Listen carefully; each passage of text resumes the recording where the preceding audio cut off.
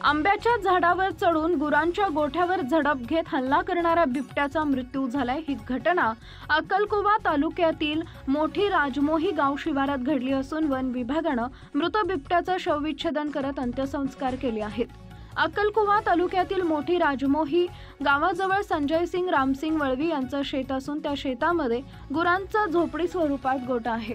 रात्री 12 ते 1 वाजेच्या सुमारास बिबट्या हा आंब्याच्या झाडावर बसून गुरांच्या झोपडीवर उडी घेत गुरांवर हल्ला करण्याचा प्रयत्न केला, परंतु सदर बिबट्याचा मृत्यू झालाय।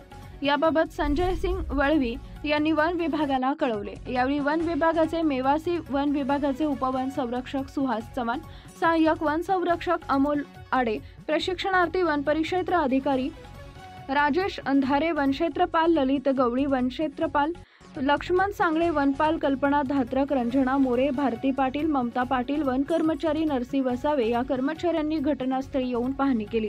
यावेळी बिबट्या मृत अवस्थेत आढळून आला। वन विभागाच्या वाहनानं बिबट्यासह आणून doctor Harshvardhan Patil, doctor Altaf Shaikh, doctor Jagrut Patil यांनी तपासून मृत घोषित करत शवविच्छेदन केले। मृत बिबट्यावर वन विभाग कार्यालय परिसरात अंत्यसंस्कार करण्यात आले। हा मृत बिबट्या 15 ते 18 महिने वयोगटाचा होता।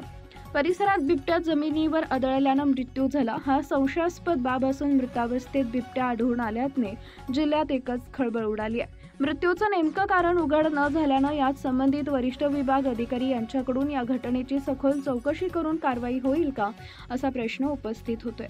धर्मदंड